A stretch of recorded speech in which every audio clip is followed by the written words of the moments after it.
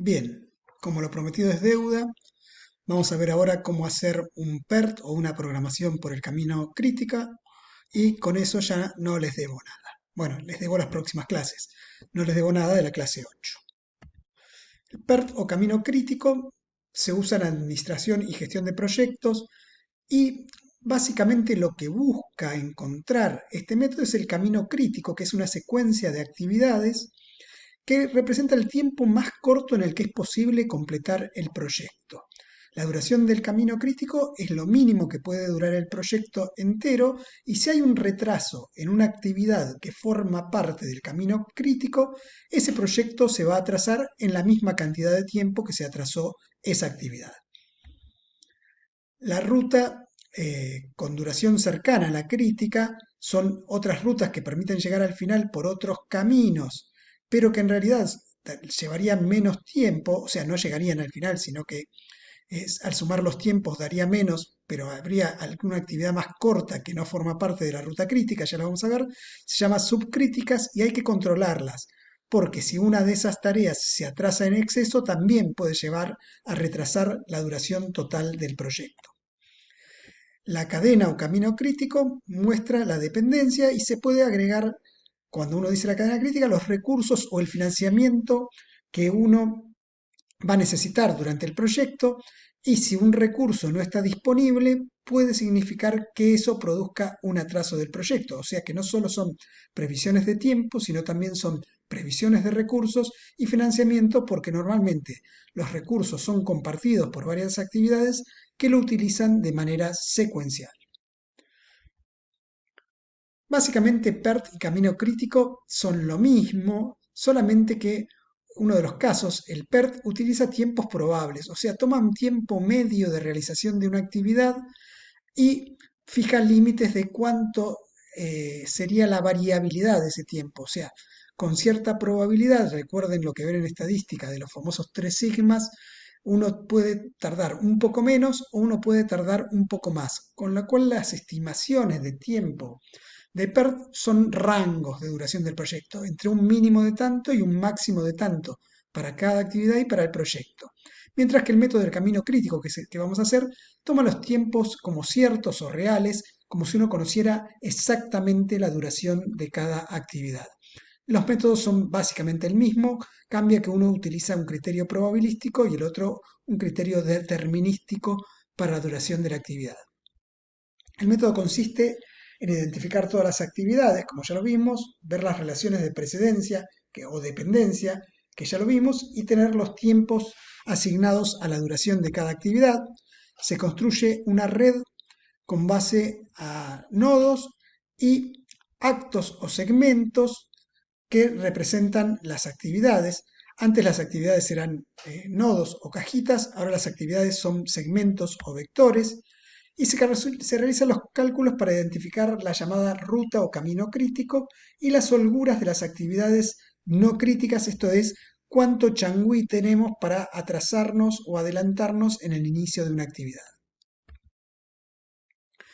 Como ya lo dije antes, las tareas son vectores que están vinculando nodos y cuando una actividad depende de que se terminen dos, que terminan en dos nodos, se unen esos nodos con una línea punteada, que es lo que se llama una actividad ficticia. Es ficticia porque no tiene duración ni consume recursos y solo señalan dependencia. Cada nodo tiene la siguiente estructura, tienen un número que determina el nombre del nodo, lo llamamos con números, y tiene dos casilleros abajo.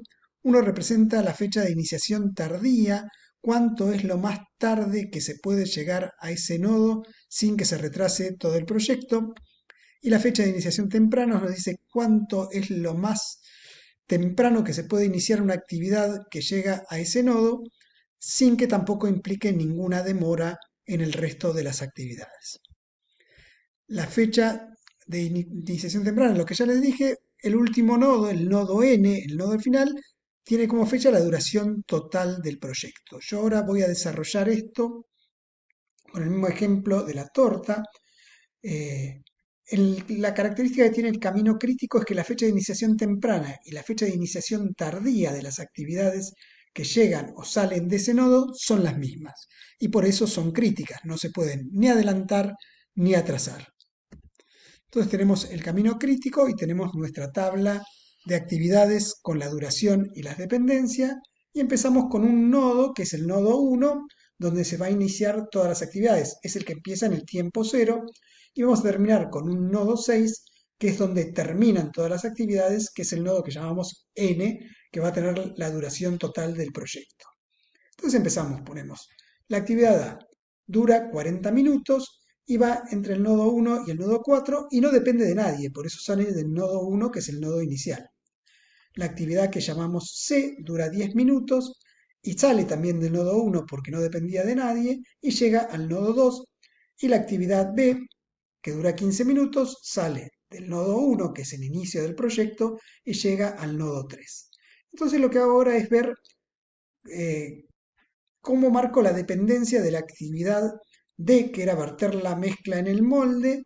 Entonces pongo ahí mi actividad ficticia, digo, para poder hacer la actividad D, que es meter la mezcla en el molde, tienen que estar terminadas. La B y la C, la B termina en el nodo 3, la C termina en el nodo 2.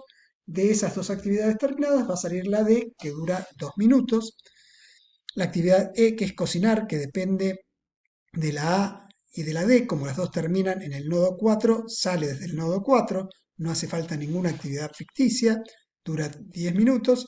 Y finalmente la actividad F, dejar enfriar y servir, sale del nodo 5, que es donde terminó la actividad E. Entonces ahora pongo los tiempos y miro, digo, salgo del nodo 1 que empieza en el tiempo 0.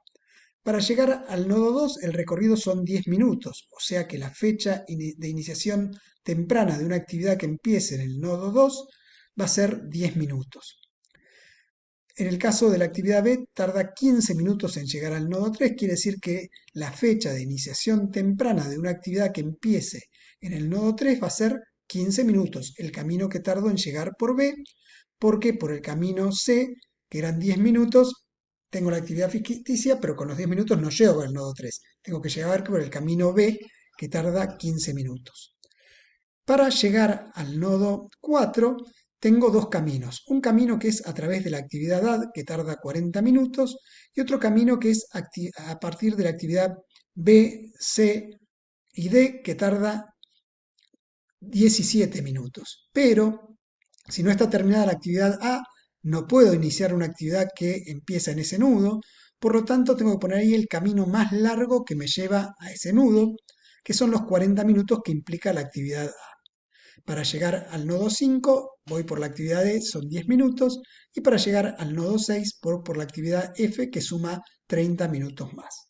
Aquí lo importante es que si hay dos caminos que permiten llegar al mismo nodo, tengo que considerar el camino más largo, porque hasta que no se llegue a terminar la actividad más larga que permita llegar a ese nodo, no se va a poder iniciar una actividad que empieza en ese nodo. Esto se ve claramente en la actividad D, que empieza en el nodo 4, y el camino más largo para llegar al nodo 4 es el camino de la actividad A, porque el camino de la actividad B, C y D lleva solo 17 minutos.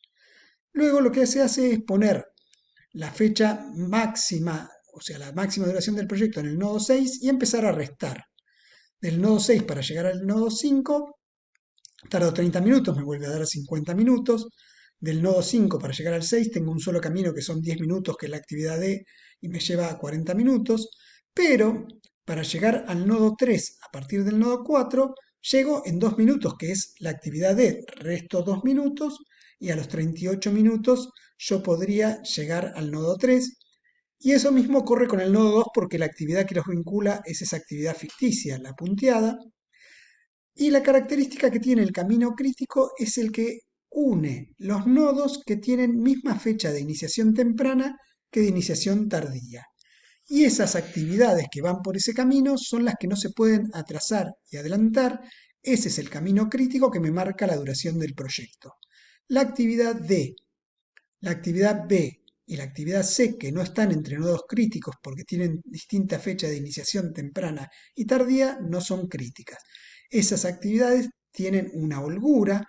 Si yo termino la actividad C en el minuto 10 o en el minuto 38, no se atrasa para nada el proyecto. Lo mismo ocurre con la actividad B. Si la termino en el minuto 15 o en el minuto 38, no se atrasa el proyecto.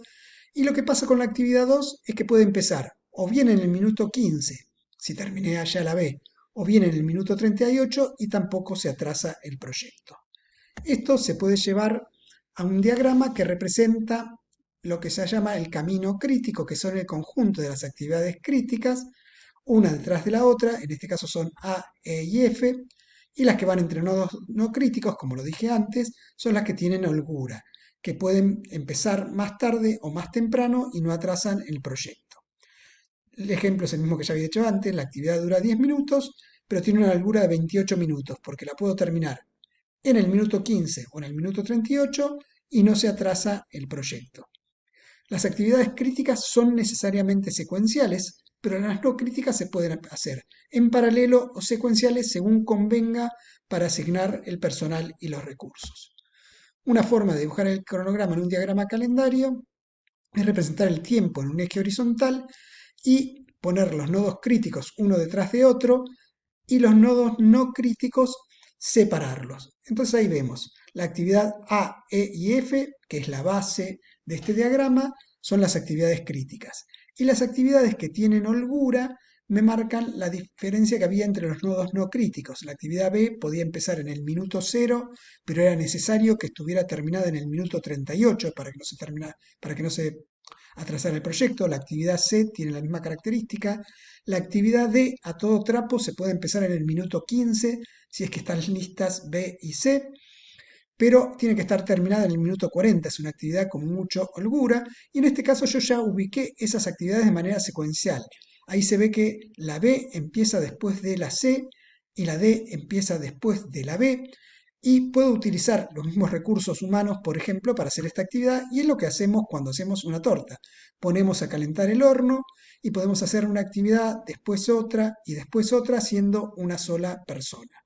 Este diagrama calendario, cuando es un proyecto con muchas actividades, se complica un poco más y ese changüí, esa holgura de las actividades que están en amarillo, es la que tenemos que decidir si las hacemos en forma paralela o en forma secuencial para optimizar recursos y presupuesto. Este tipo de diagrama calendario, representa la unidad de duración del proyecto que dependiendo de qué tan largas son las actividades pueden ser días, pueden ser semanas, pueden ser meses y si fuera un proyecto extremadamente largo podrían ser años. Otra forma de representar esto es un diagrama que se llama Gantt. El diagrama Gantt lo van a ver en el apoyo visual de este video.